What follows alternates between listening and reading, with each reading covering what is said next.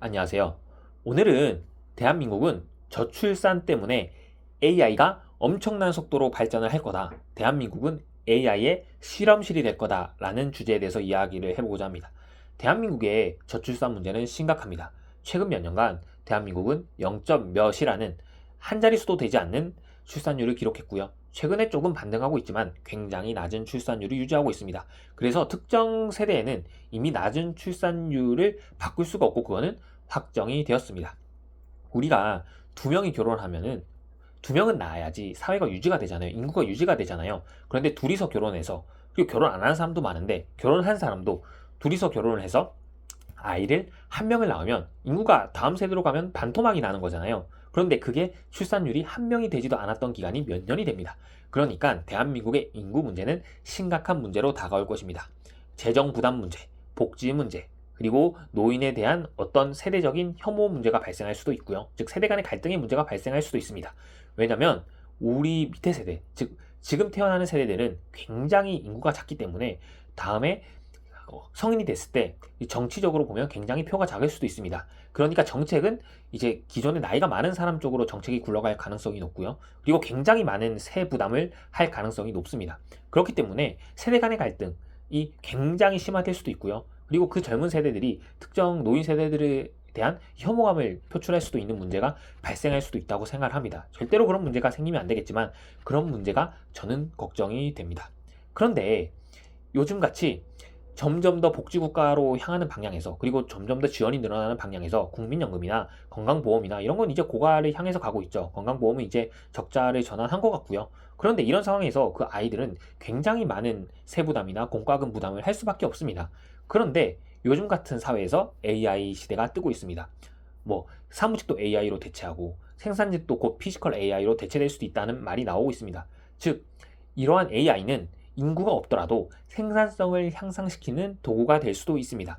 그런데 이게 딱 공교롭게도 지금 타이밍에 이러한 AI 시대가 온 것이죠. 그러니까 대한민국은 이게 AI가 어떻게 보면 생존의 문제가 되었습니다. 즉 AI가 긍정적 영향을 미치던 부정적 영향을 미치던 대한민국은 이 AI가 발전을 하고 그것을 통해서 효율화를 늘리고 생산성을 늘려야지만 살아남을 수 있는 구조가 되었습니다. 왜냐하면 인구가 없기 때문입니다. 즉 적은 인구로도 AI를 통해서 생산성을 향상시켜서 인구수가 많은 것처럼 생산성을 향상시켜야지 대한민국은 유지가 될 수 있는 구조가 되었습니다.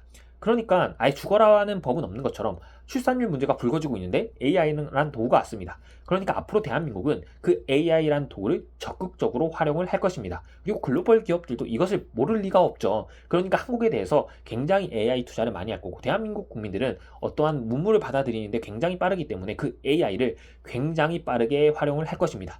그리고 생존 본능으로서 AI를 굉장히 많이 사용을 하려고 노력을 할 것이고요. 생산성 향상이 이루어질 것이라고 생각을 합니다.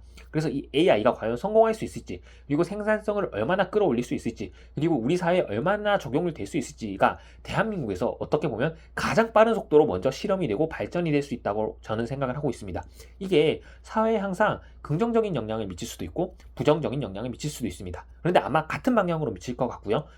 긍정적인 효과도 나타나고 부정적인 효과도 나타날 것입니다. 그런데 이러한 시대적 흐름은 거스를 수 없다고 저는 생각을 하고 있고요. 대한민국은 AI가 굉장히 빠른 속도로 도입이 될 것이라고 저는 생각을 합니다. 그게 일단은 사무직 현장에 먼저 도입이 될 것이고요. 지금도 이미 되고 있고요. 나중에 로봇이, 즉 피지컬 AI가 발전이 된다면 생산직 현장에도 굉장히 빠른 속도로 도입이 될 것입니다. 그러니까 대한민국 국민들이라면, 그리고 특히 지금 세대를 살아가면 2030 세대라면은 대한민국에서는 AI 발전 속도가 굉장히 빠를 수 있고, 그리고 그게 다른 국가들에 비해서도 굉장히 빠른 속도로 진행될 수 있다는 걸 인지를 해야 된다라고 생각을 합니다.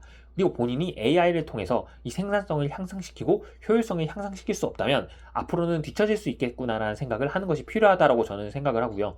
어떻게 하면은 AI를 통해서 나도 효율성과 생산성을 증가시킬 수 있을지를 고민해 볼 시점이라고 저는 생각을 합니다. 여러분들도 좋은 의견 있으시면 댓글로 남겨주시면 감사하겠습니다. 오늘도 긴 영상 시청해 주셔서 감사합니다.